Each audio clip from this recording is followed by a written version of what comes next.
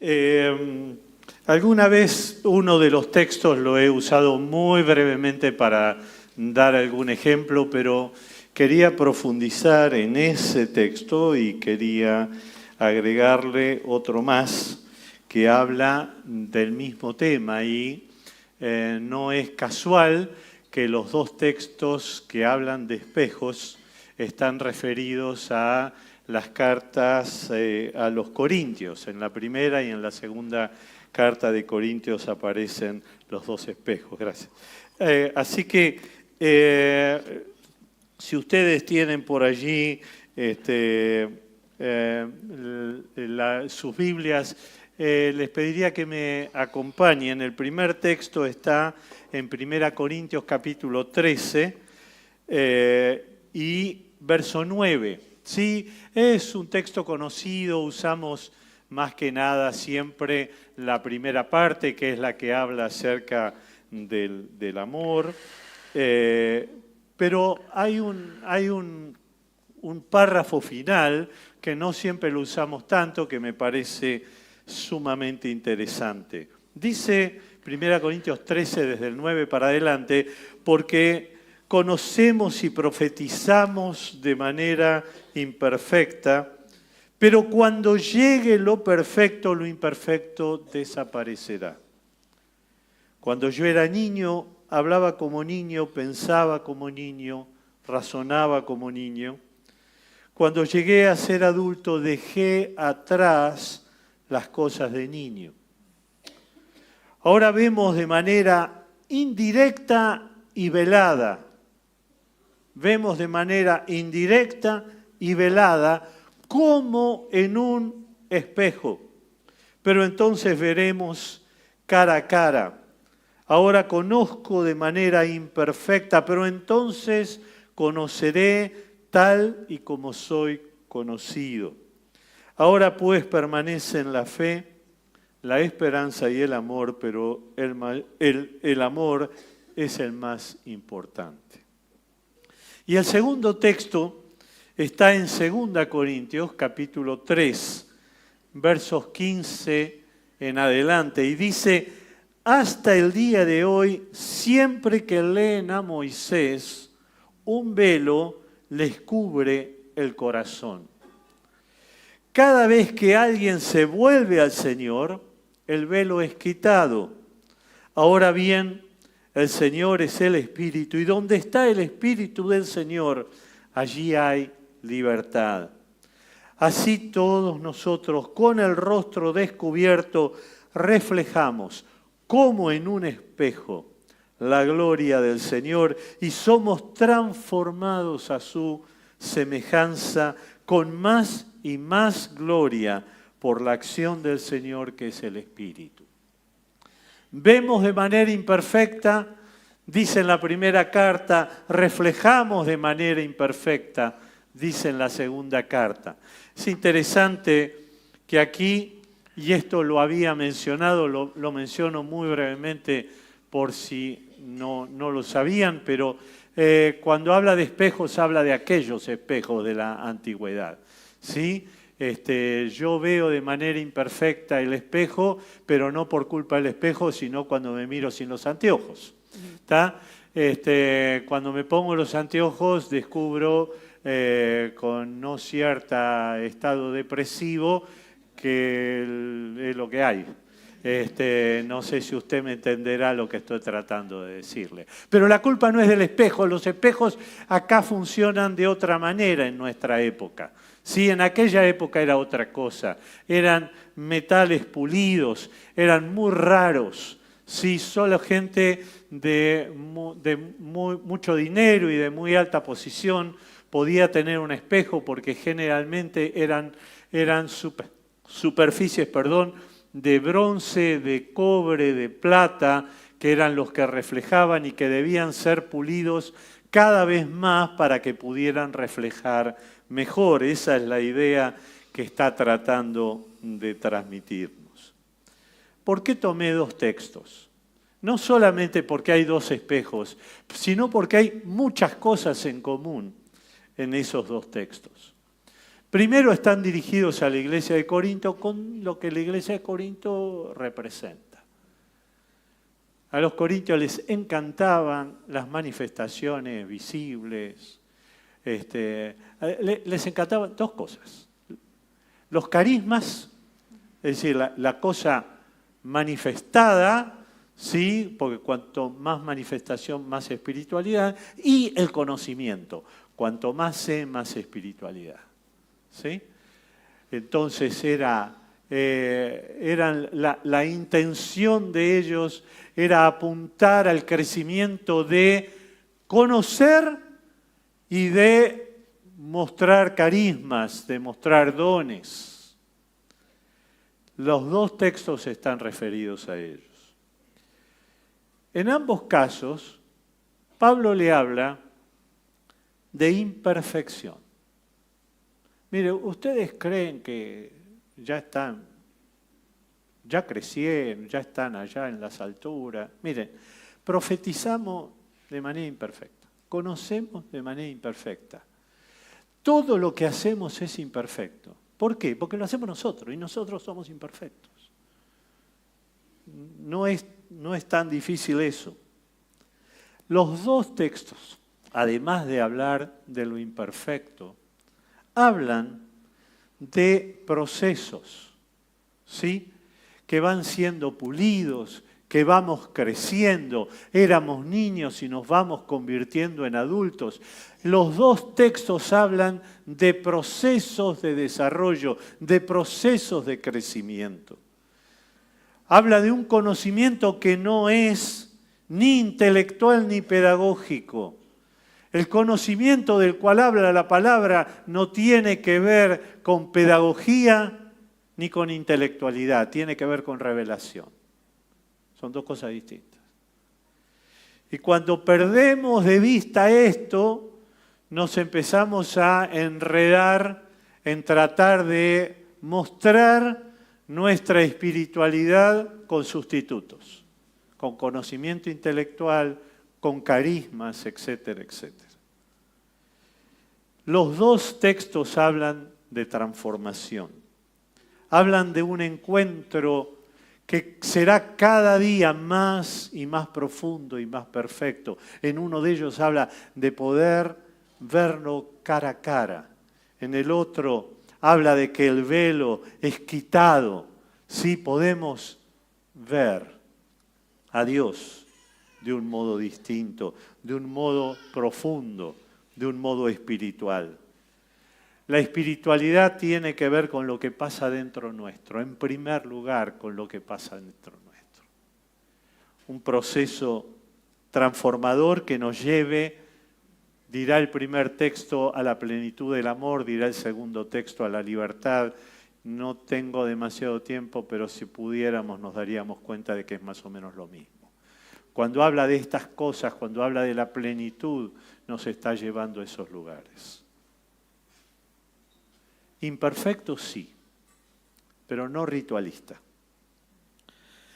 No hemos llegado a lo pleno y lo que conocemos hoy ni siquiera tiene punto de comparación con lo que será poder contemplar cara a cara al Señor.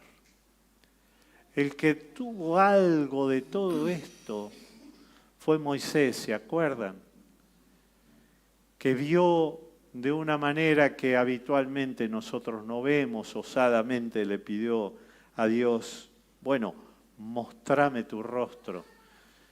Y Dios hizo un lío bárbaro para mostrarle el brillo de la espalda. Hasta ahí se podía. No se podía el rostro. No se podía en aquella época, ¿sí? Y no se puede hoy todavía. Llegaremos un día a esa perfección. Llegaremos un día a verlo plenamente cara a cara. Mientras tanto, lo nuestro es imperfecto. Ahora, ¿para qué sirve que sepamos que es imperfecto? En primer lugar, porque cuida nuestra humildad. Estamos lejos de la perfección, un día estaremos en lo perfecto, pero por ahora no hay perfecto. Y eso nos mantiene humildes. Nunca sabemos lo suficiente. Nunca llegamos al final de la madurez. Qué peligroso que es cuando nos sentimos superiores. Qué peligroso que es cuando en el fondo miro a otras personas y digo,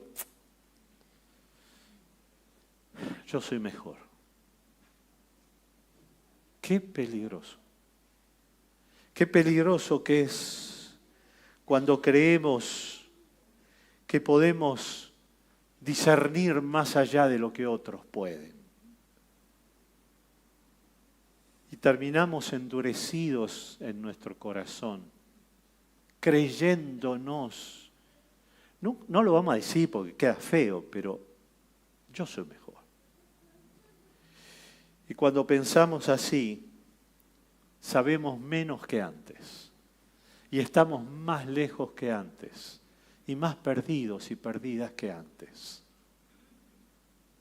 Cuando creemos que sabemos algo, lo primero que tenemos que pensar es si a lo mejor no estamos equivocados. Profetizamos de manera imperfecta. Lo dice Pablo. Conocemos de manera imperfecta.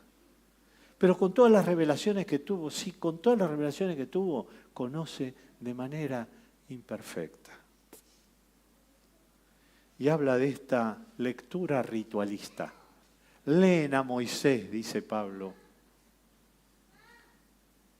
pero no entienden nada.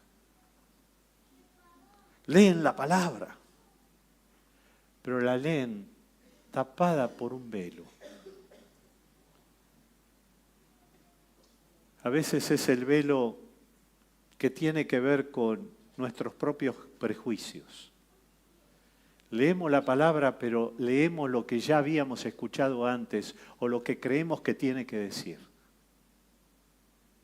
Y no escuchamos lo que Dios nos quiere decir, porque hay prejuicios, preconceptos,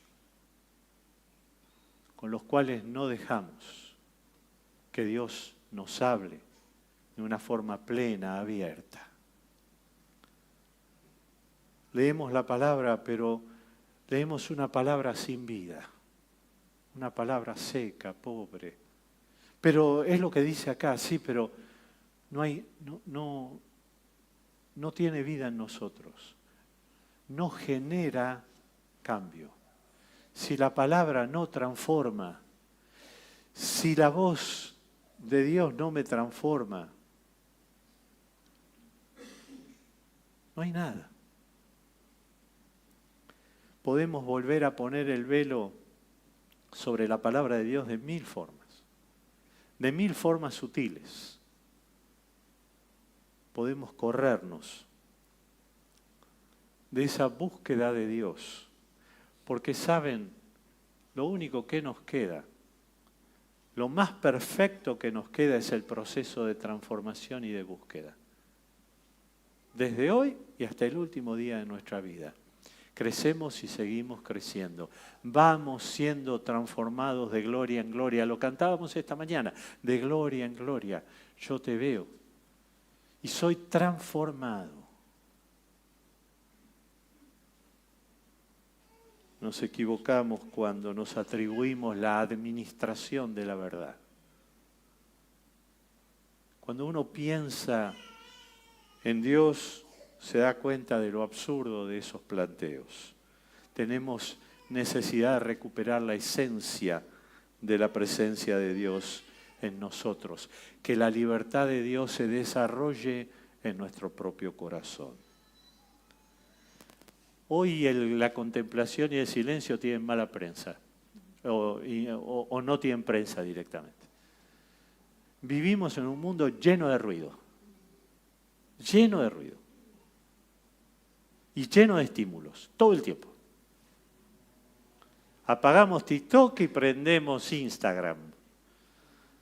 Y apagamos Instagram y ponemos una alabanza a ver si todavía no hay ruido en casa. ¿Sí? Y después oramos. Y cuando decimos que oramos, ¿qué hacemos? Hablamos todo el tiempo. ¿Sí? Y cuanto más hablamos y más rápido hablamos, más espiritual parece. Sí, el Espíritu de Dios anda. ¿Para qué fue lo que dijo antes? Porque no lo termino de escuchar. Parecen los relatores de fútbol transmitiendo el partido. Y decimos, vamos a tomar un momento de silencio y ponemos música. Haga una prueba. Quédese 30 segundos en silencio. No se lo voy a hacer ahora porque van a salir espantados. 30 segundos de silencio, pero silencio.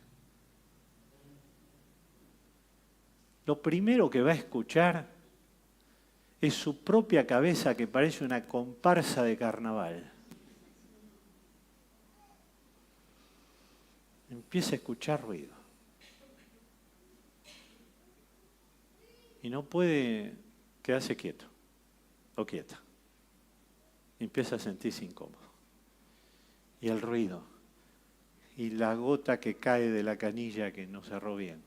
Y etcétera, etcétera, etcétera. Contemplar no es un acto, no lo quiero plantear mucho menos en términos religiosos, pero contemplar y callar y poder estar en la presencia de Dios y verlo.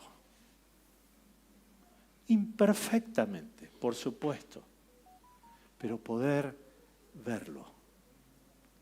Poder estar en silencio y creer que en el silencio y la contemplación hay algo del Espíritu de Dios que puedo recibir. No estamos acostumbrados. Tendríamos que intentarlo más seguido.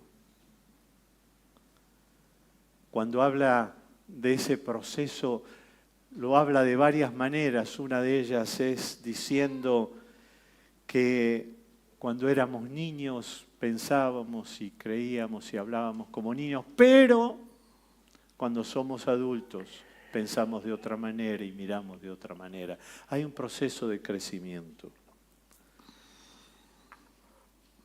Me di cuenta de algo, que no es nada brillante, pero que nunca me había dado cuenta, que la vida empieza con el nuevo nacimiento. Así como nacemos y empezamos a vivir, por lo menos en el mundo exterior, ¿sí? También espiritualmente nacemos y empezamos a vivir. Pero eso implica que si no hay nuevo nacimiento, no hay vida. Y que todo lo demás son movidas religiosas, son intentos sustitutivos de lo que Dios quiere hacer en la profundidad de nuestro corazón. Que nazcamos de nuevo. Bueno, pero yo ya me convertí. Sí, está bien. Lo que te pediría es que vuelvas a aquellos momentos en los cuales te convertiste y empieces a revisar, pero no a revisar porque está mal, sino a recordar aquella experiencia de volver a nacer,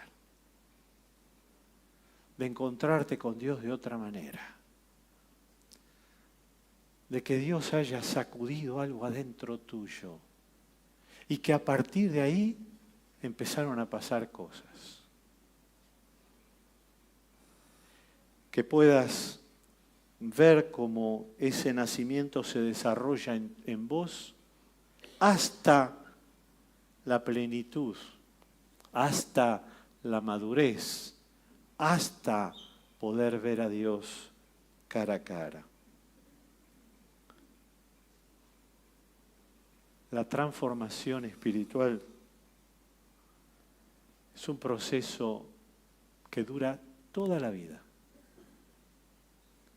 que nos desafía todo el tiempo, que rompe con rituales, que rompe con rigideces, que nos llama a mirar las cosas de una manera distinta. Ustedes dirán, bueno, es todo medio teórico. Y yo les diría, miren, si es teórico estamos con un problemón bárbaro. porque esto es lo primero que tiene que pasar en la práctica de nuestra vida. Bueno, pero no estamos produciendo nada. Y yo respondo, no podemos producir nada si primero no se genera interiormente. Y todo lo que no se genera interiormente, todo lo que no parte de la esencia de nuestro propio corazón, no sirve para nada. Es distinta la cosa. Bueno, pero yo hago un montón de cosas, sí, pero ¿desde dónde? ¿Desde la religiosidad? Como los que leen a Moisés y no entienden. No tienen nada de teórico. Yo me quiero invitar en esta mañana y te quiero invitar en esta mañana a que puedas revisar tu vida con Dios. Para eso sirven los espejos, para mirarse. Y esto no tiene que ver con críticas o palos, como decían en mi época, no tiene nada que ver con eso, tiene que ver con desafíos, con hermosos desafíos. ¿Se acuerdan lo que decía Norberto el domingo pasado del barro en las manos del alfarero? Tiene que ver con eso. Tiene que ver con que Dios pueda transformar mi vida. Y para eso es que se la abro, para que Él la mire. Examíname, oh Dios, y sondea mi corazón. Ponme a prueba y sondea mis pensamientos, decía el salmista en el Salmo 139. Ahora, no está planteando, tomame examen a ver si apruebo. No es por ahí. Es, Señor, me abro ante tu presencia para que puedas mirar adentro mío, para que puedas meterte allí en lo más íntimo mío y en los pensamientos más íntimos de mi corazón y me ayudes a descubrir las cosas en las cuales querés trabajar en mi vida, en las cuales querés que nos encontremos cara a cara. No se amolden al mundo actual, sean transformados por la renovación de su mente. Tenemos que empezar a pensar las cosas de otra manera. Abrir la cabeza a una nueva mirada, a una nueva perspectiva. La vida nueva implica una nueva manera de vivir las cosas. Eso es la contracultura del reino. Eso es lo que el Señor nos vino a desafiar a que hagamos. Y todo el tiempo se nos pega la cultura de este mundo. Todo el tiempo parece que tuviéramos que andar así, tratando de despegarnos de la cultura de este mundo. Porque este mundo valoriza otras cosas. Y entre ellas, en lo que quiero decirles hoy, lo que valoriza es la productividad. Hay que hacer cosas que sirvan, que sean útiles. La contemplación y el silencio no son demasiado útiles, parece una pérdida de tiempo. La transformación interior no es demasiado útil, no se ve. Pero saben, si Dios no nos transforma, si Dios no nos toca adentro, y si el cambio no es desde adentro hacia afuera, no va a pasar nada. Hace 2 semanas estuvimos en Tucumán.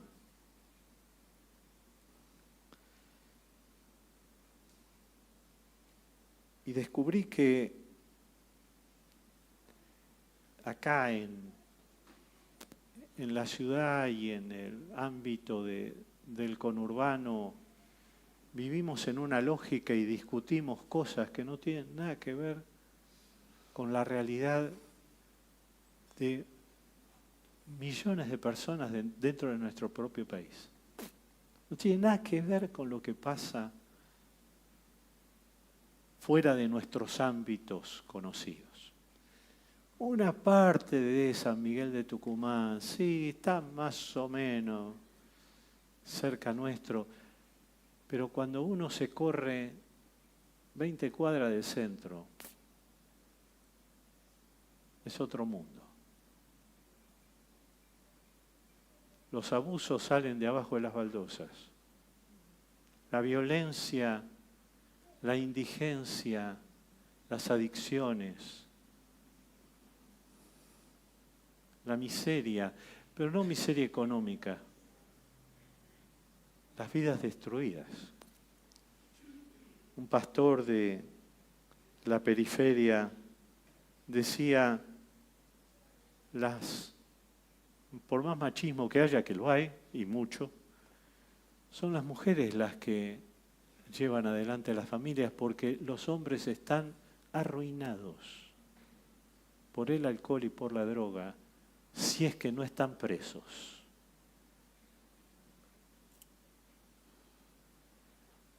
Y acá en Capital uno agarra los diarios y las redes y qué sé yo, y uno escucha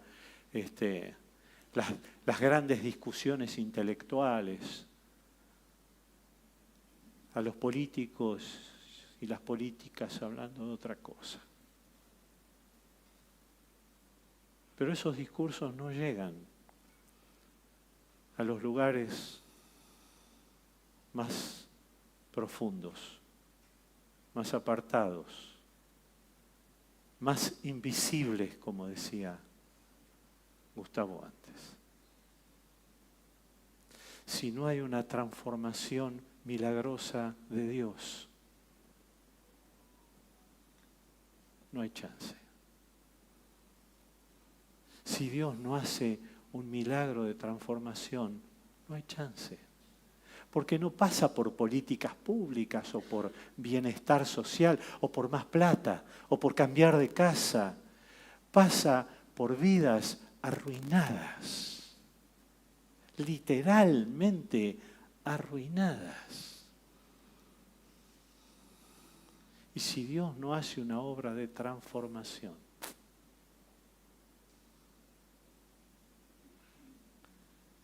claro, yo les hablo de eso, pero ustedes saben que en la cuadra de su casa pasa lo mismo. Con más o menos plata, con más o menos educación, pero las vidas arruinadas están en todos lados. Hoy persisten la fe, la esperanza y el amor, pero un día la fe y la esperanza pasarán. ¿Por qué? Porque habremos llegado a esa plenitud que hoy todavía no tenemos. Hoy vemos de manera imperfecta, un día veremos cara a cara y la fe y la esperanza ya no harán falta. Y lo que persistirá será el amor. Con la fe puedo mirar más allá de lo humano. La fe me permite ver que los bienes que son revelados y ofrecidos en Jesús son reales y presentes, aunque no los tenga aquí hoy. La fe me permite visualizar lo que todavía no veo, valga la paradoja. La esperanza me permite ver lo que viene en la paz de saber que un día llegará la plena libertad. Y hoy vamos siendo liberados. Pero un día lo que va a persistir es el amor como vínculo. El amor que llevó a Dios a crearnos y salvarnos y a enviar a su Hijo. Y ese amor será pleno y nosotros viviremos en pleno amor. Y así como Dios me ama, yo podré amarle.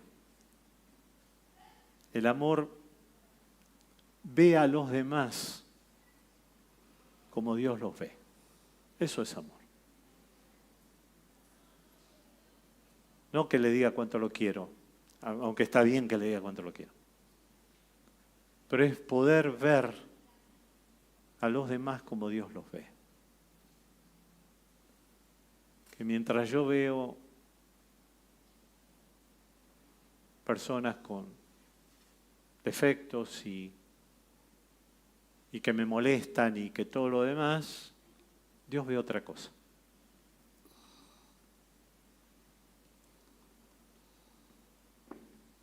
Termino. ¿Qué ves en tu espejo? ¿Qué refleja de Dios tu propio espejo? ¿Qué me muestra a mí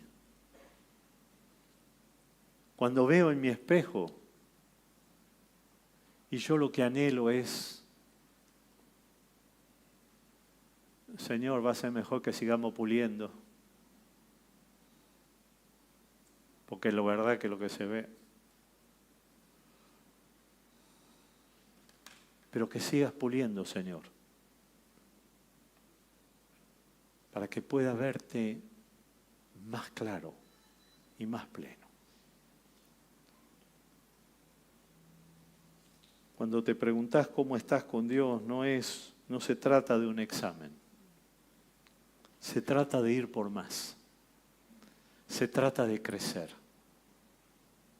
Se trata de que abras tu corazón con Dios y le digas, Señor, yo quiero más. Yo quiero más. Así habremos conocido a Dios como Él anhela que lo conozcamos. Que seamos transformados y transformadas a su semejanza. Ese es el desafío que tengo para dejarles esta mañana. Que los espejos de Dios nos ayuden a verle más profundamente. Si hay que corregir, anímate a corregir. Es lo mejor que nos puede pasar. Te desafío y me desafío a que seamos transformados a su semejanza. Oramos.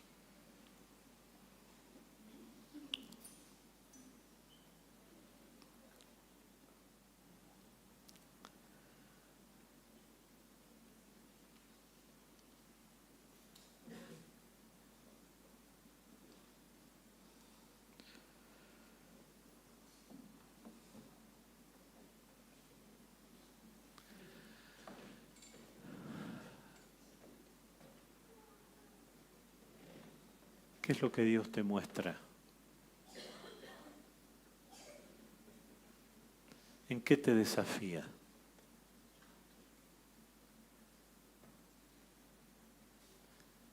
¿Qué tiene que cambiar en tu interior?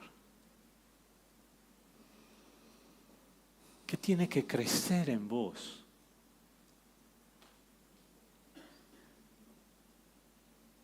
¿Qué tiene que sanar en vos?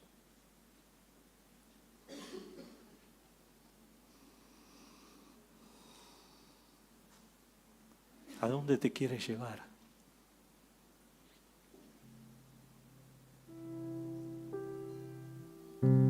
Que puedas ser consciente de su presencia en tu corazón en esta mañana. Y que el Espíritu de Dios haga lo que yo no puedo hacer en esta mañana, que es hablar adentro tuyo y adentro mío.